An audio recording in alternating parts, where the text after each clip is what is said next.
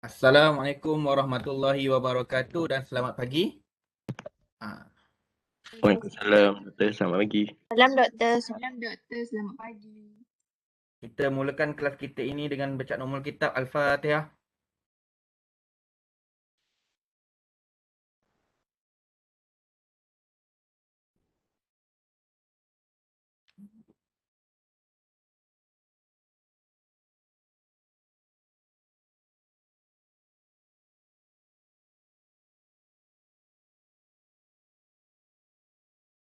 Baik, saya ingin menjemput saudara Ahmad Mirza untuk bacakan doa.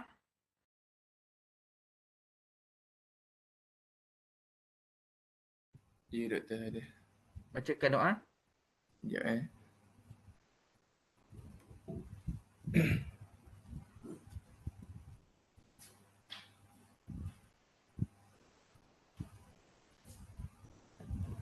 أعوذ بالله من الشيطان الرجيم. بسم الله الرحمن الرحيم.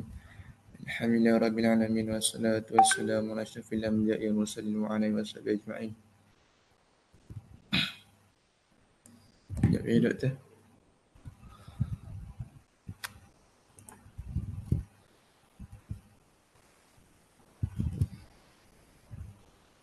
Sekejap.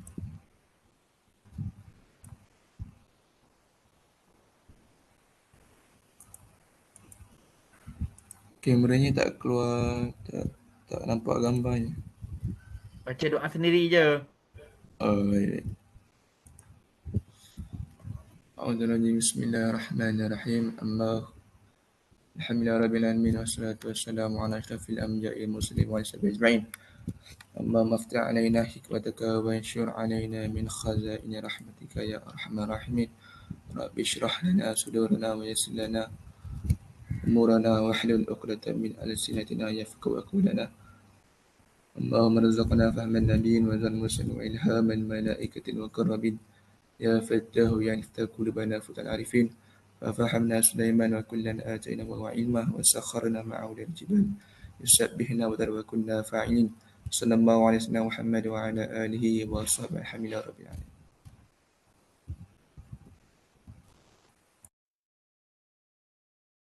Baik, terima kasih saya ucapkan kepada Ustaz Mirza. Baik, apa khabar semua? Sihat doktor. Alhamdulillah sihat doktor. Baik, hari ini kita akan sambung perbincangan kita. Kelas mungkin hari ini agak panjang sebab kita akan cover sampai habis tentang akad perolehan dana. Di mana kita akan membincangkan tentang perolehan dana. Baik. Terdapat beberapa akad yang untuk mendapatkan dana atau memperoleh dana yang diharuskan oleh syarak, iaitu yang pertama ijarah, kemudian al-qad, kemudian hiwalah dan wadiah. Okey. Baik. Siapa yang tahu apa maksud al-ijarah ni? Ijarah. Sewa. Okey, sewa. Alright. Kemudian al-qad. Hutang. Apa dia? Hutang bukan Hutang, bagus. Okey. Hiwalah.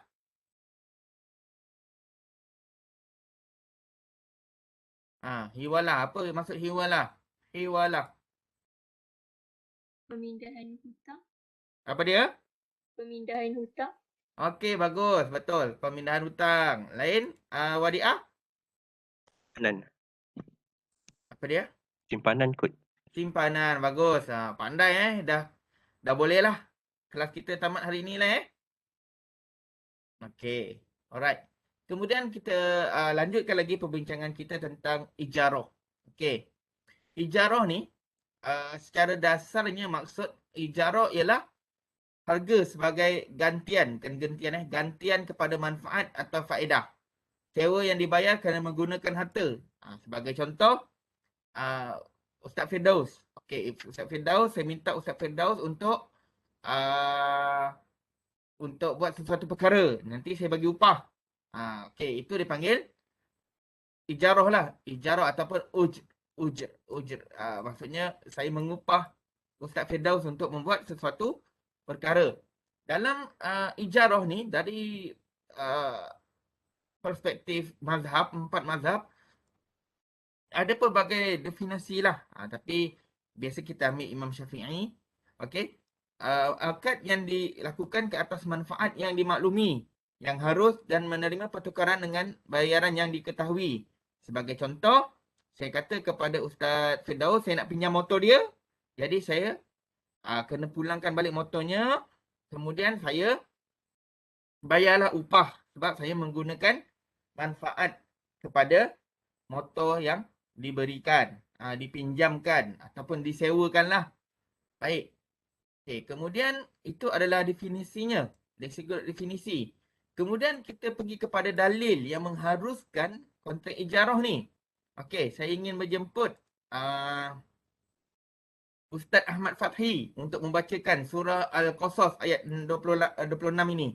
Dengan segala hormatnya, Ustaz Fathi bacakan ayatnya dan terjemahannya sekali.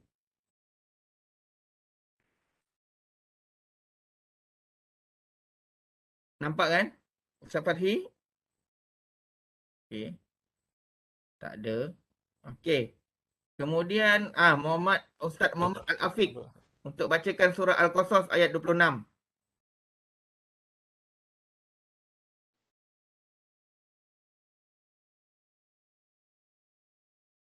Ya saya. Silakan baca. Yang lepas hitam tu kan. Lepas hitam ni, qalat ihdahuma.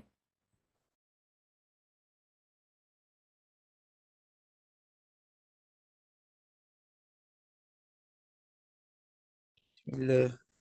Dah. Auzubillahi minasyaitonir rajim. Bismillahirrahmanirrahim. Qalat ihdahuma ya abati istajir. Inna khayra man istajarta laqawiyyul amin. Sadaqallahul azim.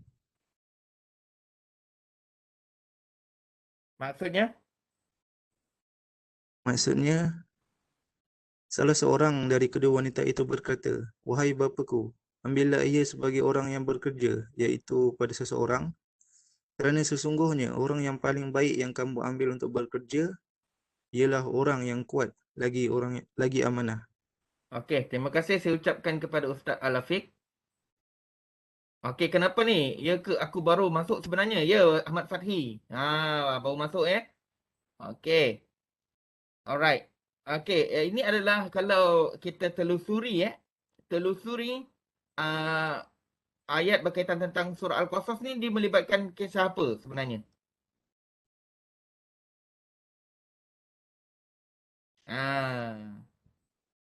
Kisah apa?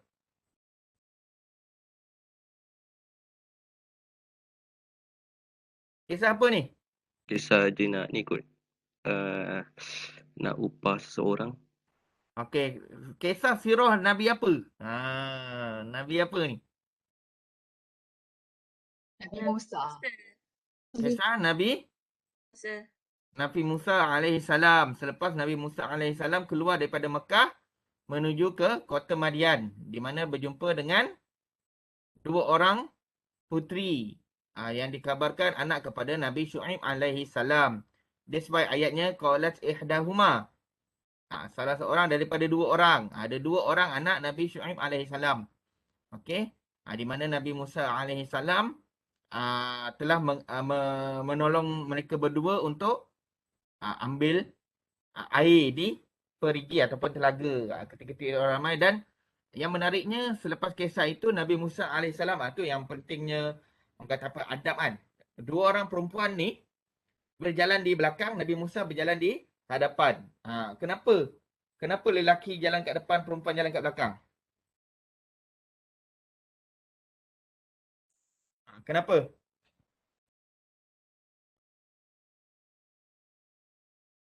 Kenapa lelaki jalan kat hadapan, perempuan kena jalan kat belakang?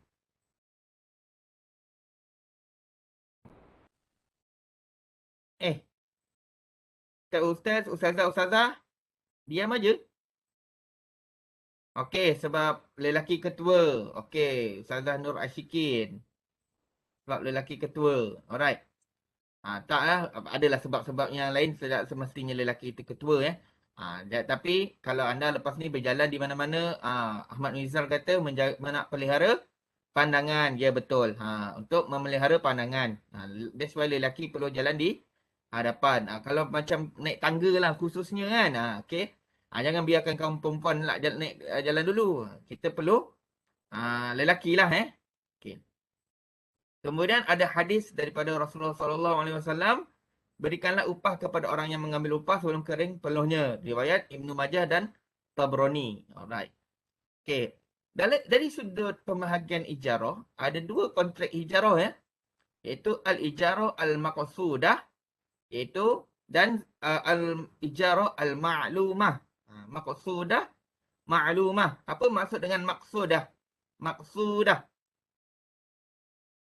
Maqsudah ni apa maksud dia? Ma'lumah ni apa dia? Ma'lumah ni macam perbuatan, kan? Maqsudah ni apa dia?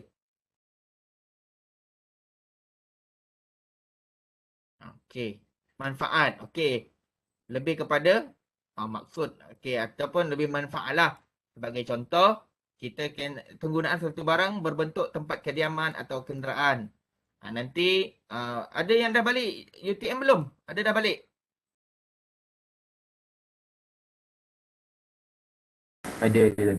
Ada yang dah balik kampus? Dah balik kampus. Pertama kali masuk kampus. Sesat. Sesat. Okey, kita tengok kita dah balik kampus kan. Dah balik kampus, kita pun menyewa, anda semua menyewa asrama dia. Maknanya anda pun dah masuk kontrak ijarah, tidak sahaja kenderaan. Okey. Kemudian kita tengok al-ijarah al-ma'lumah, manfaat gaib yang tidak dapat lihat dari segi fizikal, kerja yang menggunakan tenaga dan kepakaran. Sebagai contoh, saya minta Ustaz Firdaus ataupun Ustaz Wasik untuk mengajar Al-Quran di sekolah. Saya upahkan dia. Saya bos. Jadi saya upahkan Ustaz Wasik untuk mengajarnya. Okey. Itulah yang dimaksudkan dengan al-ijarah al-ma'lumah. Okey. Kemudian kita pergi kepada rukun. Rukun kebiasaannya ada 5 iaitu mu'jir,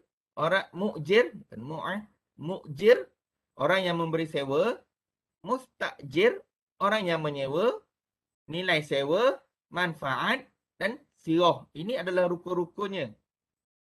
Kalau kita telusuri syarat-syarat dia, okey.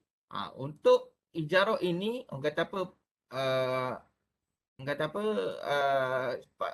sah lah dari sudut undang-undang ataupun boleh dikuatkuasakan, perlu ada syarat-syaratnya. Sebagai contoh, contohnya saya nak meminta Ustazah Hanis Nashitah untuk melakukan satu perkara. Sebagai contoh, saya minta untuk buat sesuatu, menjahit sebagai contoh, kan? Ataupun membaiki motosikal saya, kan? Jadi, saya pun bersetuju Ustazah Hanis untuk baiki motosikal saya. Kemudian, Ustazah Hanis pun rela lah, sanggup lah untuk membuat bidang tersebut, mempunyai keahlian. Ustazah Hanis boleh baiki motor? Okey, saya minta Tak sendiri. ada. Tak pandai. Okey, tak apalah. Okey, kemudian manfaat yang barang yang disewa atau perkhidmatan yang diupah ni kena ada tempoh dia. Okey. Kalau macam contoh kan, saya kata, okey, siapa yang menjumpai saya punya kunci kereta? Biasa kunci kereta biasa hilang kan? Saya bagi dia RM100. Adakah itu dikira sebagai ijarah?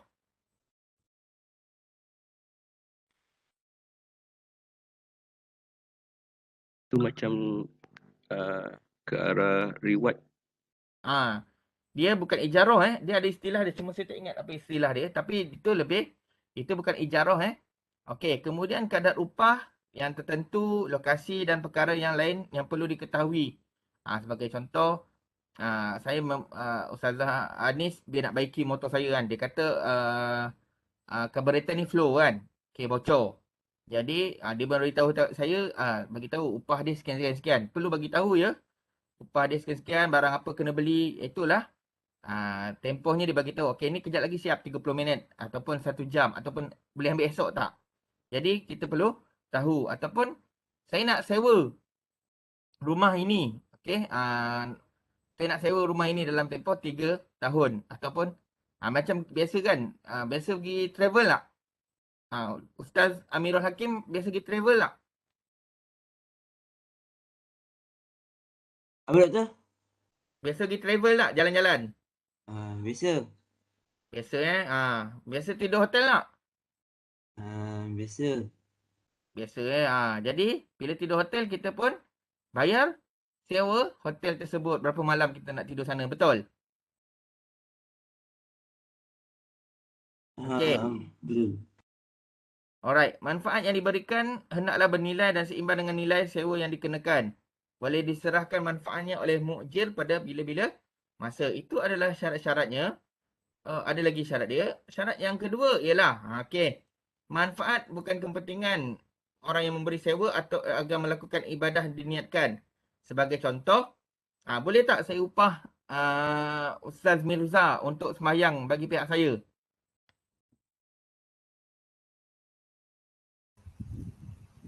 Tak boleh. Tak boleh. Kenapa tidak boleh?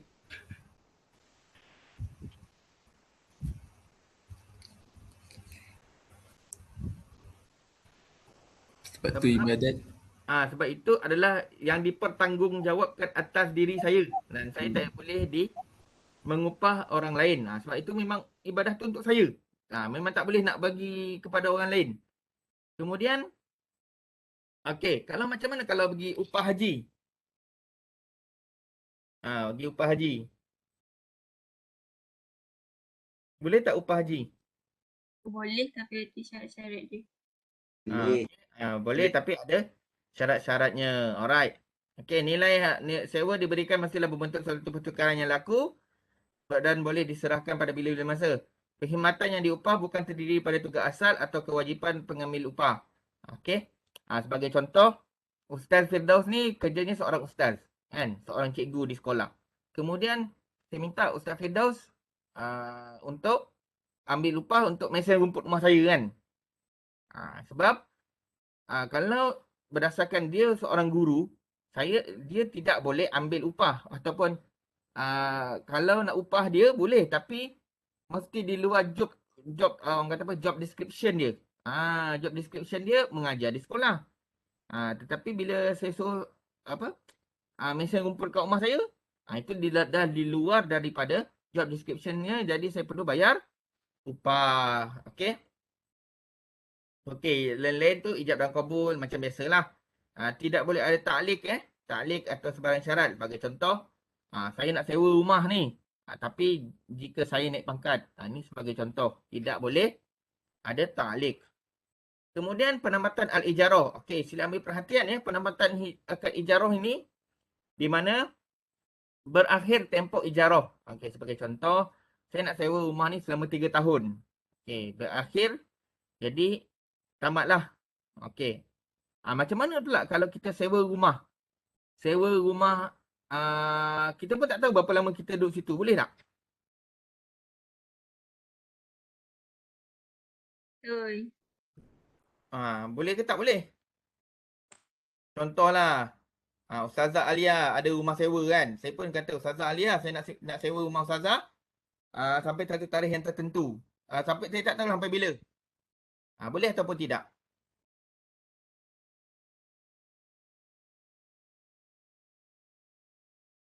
Sah ke tidak?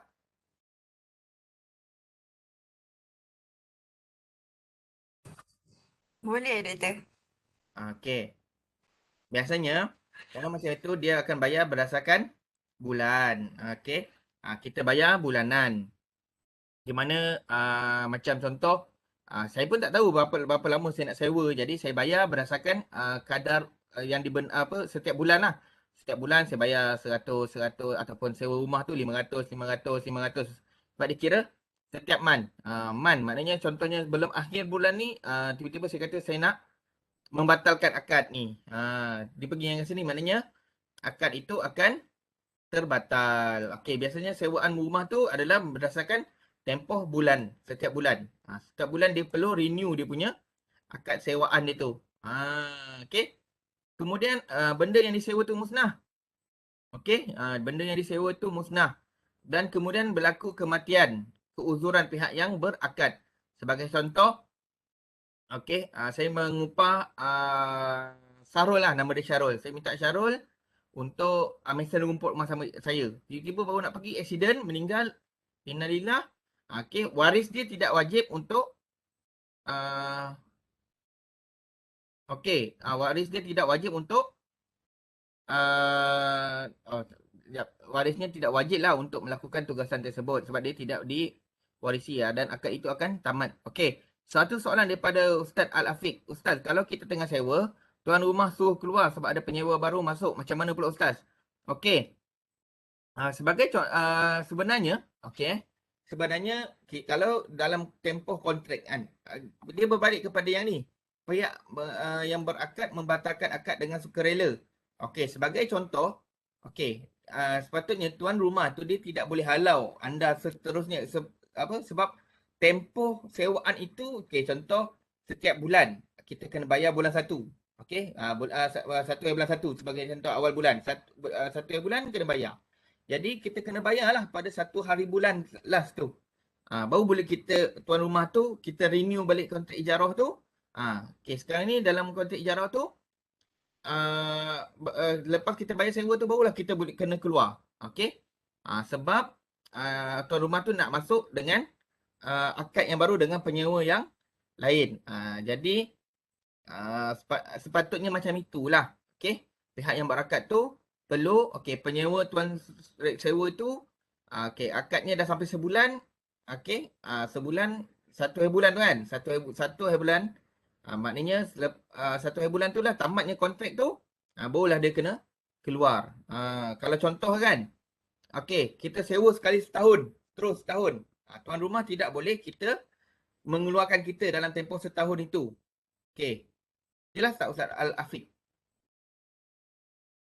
Ustaz, kalau time PKP hari tu, contohnya seseorang tak duduk rumah sewa, dia sebab dia terperangkap dekat kampung, tapi tuan rumah minta juga sewa.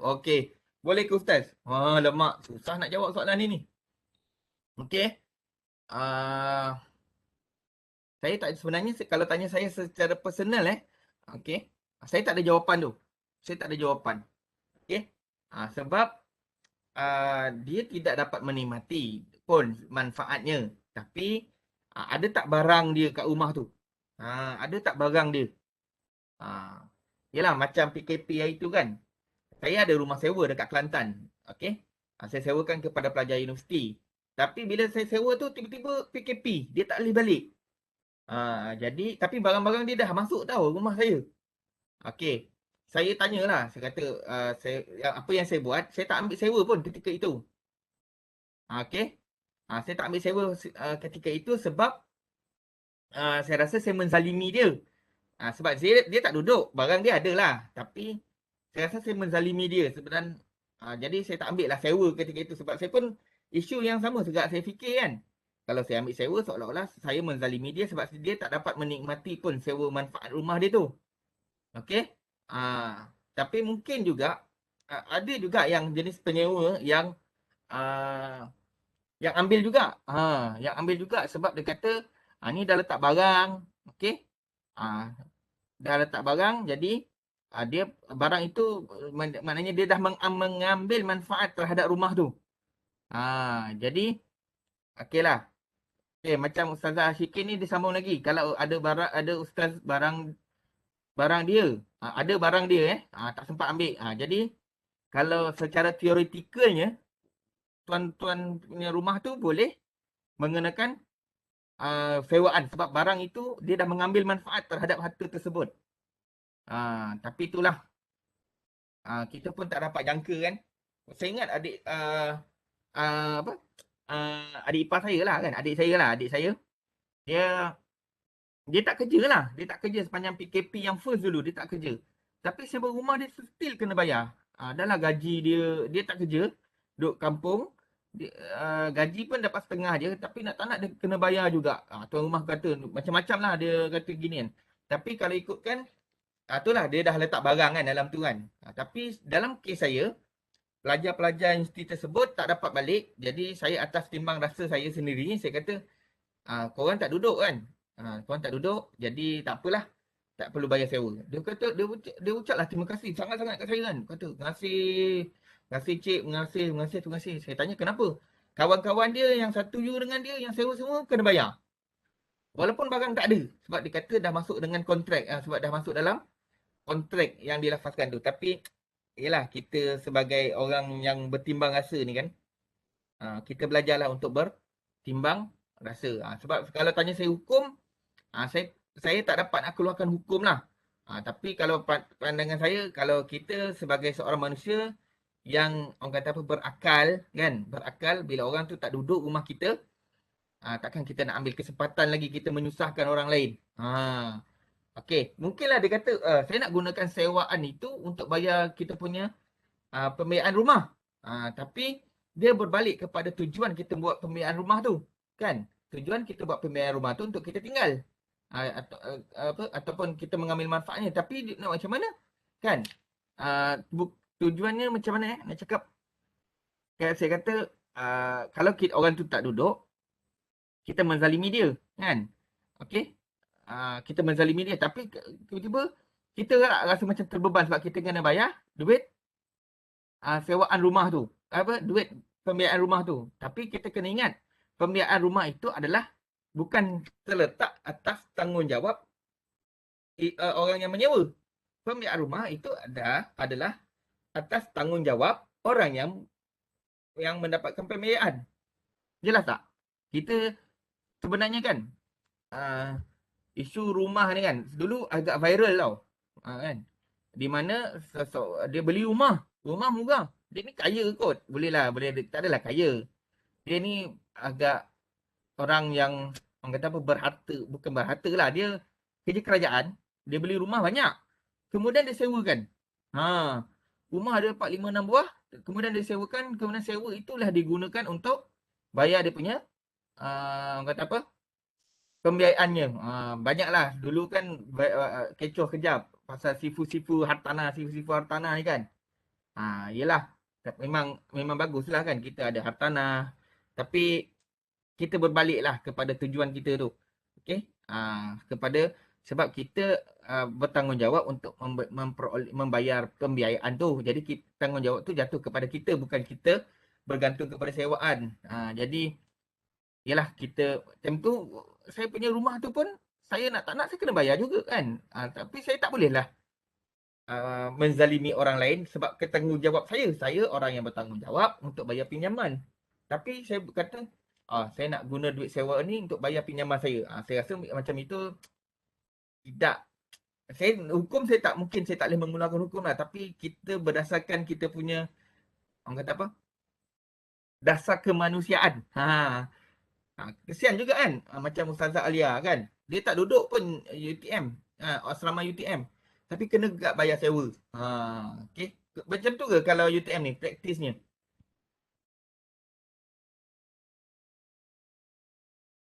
Korang yang tak balik ni kena bayar asrama? Tahun 1 itu kena bayar, doktor. Kena bayar? Aduh, kesiannya. Tahun 1 itu. Tahun 1?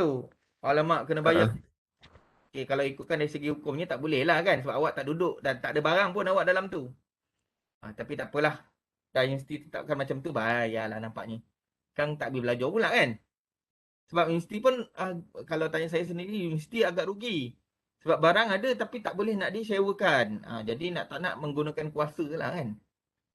Okay. Sekarang saya pula yang, dah lah benda ni direkod kan, tak pasal-pasal saya pula yang kena. Okay, tapi tak apalah. Ya. Jadi, mungkin lepas ini, Ustazah Nur Ashikin banyak rumah. Okay, banyak rumah. Jadi, sewa tu, orang kata apa, berdirilah di atas dasar kemanusiaan. Berdirilah di atas dasar kemanusiaan kan. Kalau rumah tu elok, betul-betul elok kan, sewalah dengan keadaan yang baik kan. Janganlah sampai sewa, orang dah terdesak, kita susahkan dia lagi kan. Ada juga, panjang pula cerita saya. Kawan saya lah, dia ada sebuah rumah kat Kulai tau. Rumah dia rumah banglo kot. Rumah banglo, bukan banglo, rumah 2 tingkat. Dia cerita kat saya, dia buat partition tau kat rumah dia. Rumah tu asalnya ada 3-4 bilik. Kemudian bilik tu dia partitionkan lagi. Maknanya bilik tu dia cerita lah. Saya pun tak dapat nak bayangkan. Dia kata ruang tamu semua dia buat partition supaya jadi bilik-bilik kecil. Bilik-bilik kecil tu dia kata disewakan lebih kurang dalam RM200. Partition kecil tu. Saya kata dah macam sardin lah rumah tu kan. Dah macam sardin. Jadi dia kira pun dia kira lah partition tu 200. Dalam tu bayangkanlah ada 2 partition dia ada 10 kan. Maknanya dia dah dapat 2,000 dah kat situ. Okay, 2,000 lah. Saya tanya berapa kejamnya kan. Tapi tak apalah, nak macam mana kan. Itu dia punya sewaan. Okay, kalau kita redor, terimalah kan. Macam dululah, saya pernah lah datang rumah sewa adik saya kan. Adik saya dekat, waktu dia belajar dekat Shah Alam. Saya kata, saya tak sanggup duduk rumah sewa macam ni kan. Bayangkan satu rumah tu sampai 20 orang. Kan? Rumah kecil je 20 orang. Saya tak boleh nak bayangkan. Kan? Anda semua okey ke kalau satu rumah 20 orang? Tak okey. Kalau perempuan tak okey lah. Kalau lelaki ni dia lantak lah janji ada rumah kan. Okay. Alright. Tak selesa. Memanglah tak selesa nak macam mana kan. Biasa duduk dalam aircon. Betul tak? Ustazah Aimi. Okey. Kemudian kita lanjutkan lagi tentang Al-Qad. Okey. Tak selesa tak apa lah. Tapi itulah hakikatnya. Bila cerita tentang rumah sewa pernah juga saya pergi rumah sewa kawan saya ni kan. Okey, hakikatnya. Okey lah hakikatnya. Alright, saya pernah pergi rumah sewa kawan saya dekat Shah Alam juga. Dia belajar dekat sebuah kolej swasta di Shah Alam. Saya dah ingat malam tu saya datang 31 Ogos. Tahun mungkin sekitar tahun 2005 ataupun 2006 lah saya datang. 31 Ogos. Sebab time tu saya nak masuk PD, audition. Tak lepas, Mak Rempit dah menguasai. Jadi polis dah buat roadblock. Jadi nak tak nak, saya pun patah balik, kita pergi Shah Alam. Saja pergi Shah Alam, pergi masuk bandar. Jadi yang menariknya, rumah sewa dia tu, ada 6 orang, mewah lah kawan saya ni kan. Saya kata, mana beasiswa dia dapat rumah sewa 6 orang tengah-tengah bandar Shah Alam ni. Lepas tu yang menariknya, tak tahu lah kan, bagi saya menarik. Saya tanya dia lah kan. Time tu saya sampai lewat malam, tak semayang lagi kan. Saya tanya, arah kiblat mana? Soalannya mudah je. Arah kiblat mana? Kemudian kawan saya cakap apa tau? Nanti jap. Aku tak ingat. Apa agak-agak pandangan anda ketika itu? Dia kata, nanti jap. Aku tak tahu. Apa agak-agak? Tak ingat ataupun tak tahu? Apa kesimpulan yang anda dapat buat? Saya tanya ni. Okey, Ustazah Syakir mungkin dia solat dekat tempat lain. Okey, betul. Sebenarnya dia tak pernah sembahyang kat rumah. Dia sembahyang dekat masjid. Okey. Tak adalah. Saya pun tak tahu. Saya pun mula-mula saya husnuzon jugalah. Mungkin dia tak sembahyang kat situ. Mungkin dia sembahyang kat masjid kan. Tapi husnuzon saya tu terpatah lah sebab ada beberapa isu yang lain menyebabkan saya tak mampu. Satu lagi kan, saya tanya, sejadah rumah ni mana? Sebab time tu saya agak-agak lah kan. Saya agak-agak je lah kiblat tu arah mana kan. Sebab dia kata, itu dia nampak kawan dia semayang kat belah sini. Kemudian dia nampak kawan dia semayang kat belah sini. Jadi saya pun agak-agak lah. Okay, kemudian saya minta lah sejadah kan.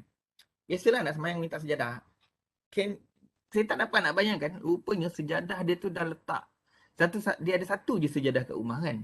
Satu je sejadah kat rumah. Kemudian sejadah tersebut telah di downgrade kan menjadi tempat alas kucing. Time tu memang saya kata, tak sampai hati lah. Tapi saya terpaksa cerita lah. Jadi, saya berpesan lah kepada anda semua kan. Saya tak risau sangat sebab anda semua ni ustazah kan. Tapi kalau ada boleh kawan, saya tak pastilah kawan saya tu dah berubah ke tidak. Wallahualam. Sebab saya dah lama tak jumpa dia. Harap-harap dia berubah lah. Last saya jumpa dia rambut kalau oren lah. Okay. Alright. Okay. Sebab dia dah kerja kerajaan. Tak tahulah dia rambut oren lagi ke tidak kan.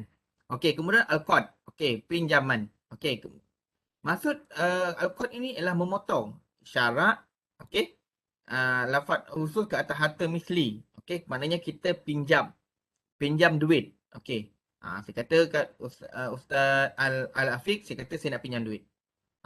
Saya pinjam duit Kemudian saya perlu bayar balik terhadap barang sebanyak yang diberikan. Sebagai contoh, saya pinjam RM10, saya kena bayar balik kepada Ustaz Al-Afiq RM10 balik. Tidak boleh ada berlaku pertambahan. Jika berlaku pertambahan, itu dikira sebagai riba yang berbentuk riba duyun. Maknanya riba yang bersifat hutang. Kemudian hukumnya ialah sunat. Ialah kita membantu orang yang memerlukan. Okey. Kalau dia nak hutang tu maknanya dia sangat memerlukan lah. Tapi macam mana? Apa hukum orang tak bayar hutang ni? Biasa tak orang kawan yang nak hutang tapi tak bayar?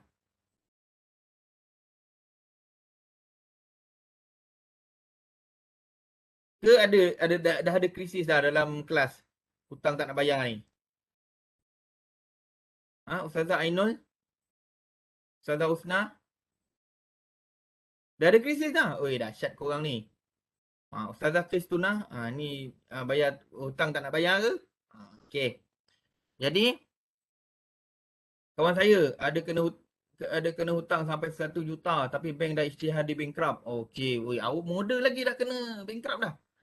Okey hutang sampai 1 juta. Hutang 1 juta setakat ni tak ada doktor. Alhamdulillah Kalau boleh seelok-eloknya janganlah berhutang. Kalau tak mampu bayar, jangan berhutang lah. Aku kata saya tak boleh hidup ni kan. Doktor memang tak ada duit langsung ni kan. Pergi minta sedekah. Sedekah kita tak perlu bayar kan. Kalau hutang kita kena bayar. Wajib bayar. Kan? Kalau minta sedekah, minta lah kan. Tiba-tiba Ustaz Firdaus pergi ke bazakaran kan. Kata tolong cik kan, muka saya ni pun dah handsome dah. Saya penyokong MU. MU nak beli pemain pun tak mampu. Tolong cik, tolong Okey, biar minta sedekah daripada berhutang kan. Berhutang sebab kena bayar kan. Katanya terlupa nak bayar doktor sampailah terlupa tu selama-lamanya. Okey. Jadi kita sama-sama lah ingatkan jemaah kan. Tapi itulah susah sebenarnya nak bagi hint tak sampai hati kan. Kadang-kadang kita pun macam ada juga kawan-kawan saya berhutang dengan saya kan sampai 500-600 tapi nak minta tu kita pula yang segan kan. Nak minta tu kita pula segan. Jadi pandai-pandailah. Buatlah ayat-ayat berlapis sikit kan. Itu kau ada hutang. Itu aku macam terbagi kat kau kan. Pandai-pandailah kalau boleh biarlah jaga silaturahim tu. Kalau boleh halalkanlah. InsyaAllah Allah gantikan yang lebih lagi. InsyaAllah. Boleh lah kemudian kita pergi kepada pemberi hutang. Penghutang. Ada hutang dan sirah. Jangan sesekali pula bila orang tu dah hutang, kita minta bayar lebih pula. Kata saya dah berkorban. Ni antara hujah lah yang orang kata apa. Saya ni dah mengambil risiko bagi duit. Jadi awak kena bayar risiko saya untuk bagi hutang tu. That's why saya perlu ambil lebih. Itu sebenarnya itu adalah amalan orang jahiliah. Risiko itu sesuatu yang tak boleh dinilai. Jadi kalau anda berhutang, bayarlah dengan sekadarnya ataupun orang kata apa, jumlahnya yang wajar lah. Alright. Pemberi hutang mestilah menyebut butiran hutang dengan jelas.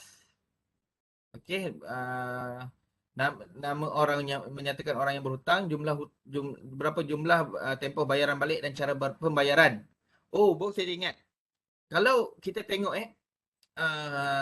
hutang ni, Allah sangat menekankan isu hutang ini kerana Allah telah berfirman dalam surah Al-Baqarah ayat yang paling panjang. Satu muka surat itu adalah cerita tentang hutang. Betapa besarnya implikasi hutang ni. Kan? Jadi kita orang yang berhutang ni, kita kalau boleh biar rekod lah. Mungkinlah, alah kau ni hutang RM10 pun nak berrekod. Terpulang lah. Supaya kita, itu adalah Allah berfirman, ya ayyuhallazina amanu idza tadayantum bidainin ila ajalin musamman faktubuh. Maksud dia, wahai orang-orang yang beriman, ya ayyuhallazina amanu idza tadayantum bidainin ila ajalin musamman faktubuh. Wahai orang-orang yang beriman, apabila kamu melakukan hutang piutang untuk waktu tertentu, hendaklah kamu menulisnya. Faktubuh. Allah meminta kita untuk menulis. Jika perlu jaminan, hendaklah dijamin dalam bentuk mengadakan penjamin atau barang gadaian. Okey, sebagai contoh kan, kalau kita nak jamin, macam contoh lah, siapa sini pinjam PTPTN? Angkat tangan. Pinjam PTPTN.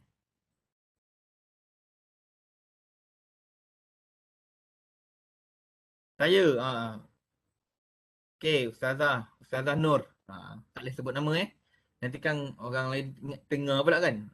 Ustazah Nur. Okey, Ustazah Nurul. Okey main Nurul. Orang tak syak siapa kan. Okey, tak apalah. Ustazah Nur juga. Lelaki ustaz ni tak ada yang pinjam ke? Okey. Kalau kita macam PTPTN kan kita ada penjamin. Okey. Kita ada penjamin. Okey. Ataupun barang gadaian lah. Okey. Kontrak hutang piutang disaksikan oleh 2 orang lelaki yang adil atau seorang lelaki dan 2 orang perempuan jika suka mendapatkan 2 orang lelaki. Perlu ada saksi. Kalau macam saya lah, kalau kita buat pinjaman perumahan, macam saya buat pinjaman perumahan di sebuah bank, ada 2 saksi. Saksi tu pun dia tenyeh je sebenarnya kan. Okey. Yang penting tenyeh tu, sign tu menunjukkan dia adalah bersaksi terhadap pembiayaan yang saya lakukan. Biasanya peguam lah. Okey. Kemudian kita pergi syarat al-qad. Syarat dia. Apa syarat dia? Orang yang memberi hutang dan orang yang berhutang hendaklah mempunyai kelaikan akal, balik. Okey. Biasalah tu ada lafaz hutang. Barang yang dihutang hendaklah dalam bentuk benda yang jelas dan nyata dan dapat diserahkan kepada yang berhutang. Contohnya macam tadilah Ustazah Nurul Syamimi dia kata, Ustaz Khairy boleh tak saya nak pinjam 3,000. 3,000 terus kan. Okey. Jadi 3,000 lah saya bagi, saya transfer kepada Ustazah Nurul Syamimi. Okey, jelas 3,000. Okey, kemudian larangan mengambil manfaat daripada al-qad. Okey, Islam melarang pihak yang memberi hutang memberi manfaat daripada orang yang berhutang. Okey, mengambil manfaat. Macam tadi contoh, alah kau ni dah berhutang dengan aku kan. Kau kena mengambil manfaat lah, ambil kesempatan kehadap dia. Ataupun paling mudah, paling simple, paling orang kata apa, mudah faham, kita ialah orang yang berhutang kan. Macam Ustazah Nurul Syamimi tadi, saya kata bayar balik 4,000. Saya mengambil manfaat terhadap hutang tu. Okey. Ataupun mengenakan syarat yang menguntungkan dalam memberi hutang. Lebihan bayaran yang disyaratkan dalam pinjaman dikira sebagai riba. Maknanya kita pinjam 3,000, mesti pulang balik 3,000. Okey. Jelas? Kewajipan membayar al-qad. Okey, banyak hadis ni kan. Lepas ni boleh lah kan. Yang mana tadi ni? Ustaz, okey, ni Ustazah Nurul ni. Ustazah Nurul dia kata, kalau katanya terlupa bukan tak nak bayar kan. Mungkin kita boleh, setiap hari kita WhatsApp dia, kita hantar ni lah. Sesungguhnya ada seorang lelaki bertanya kepada Rasulullah SAW tentang saudaranya yang telah meninggal dunia dan keadaan berhutang. Maka Rasulullah SAW bersabda, dia terpenjara dengan hutangnya, maka bayarkanlah. Mungkin kita boleh bagi kan. Tapi itulah, kita macam mempergunakan hadis pula kan untuk keuntungan peribadi kan. Okey, ada banyak lagi dalil yang mewajibkan kita membayar hutang. Okey, baik. Itu tentang al-qad. Sebab lama kan kita tak ada kelas kan. Jadi, alright. Kita pergi ke topik yang seterusnya. Okey, tadi ada 4 kan. Ijarah, qad. Sekarang ni kita pergi yang seterusnya. Okey, saya boleh tak kita rehat dalam masa 5 minit? 5 minit boleh? Boleh, Doktor. Boleh. Boleh. Laju aja. Boleh doktor. Boleh kita rehat 5 minit? Boleh Doktor. Okey, kita mula balik 10.50. Boleh? Boleh, Doktor. Boleh Doktor.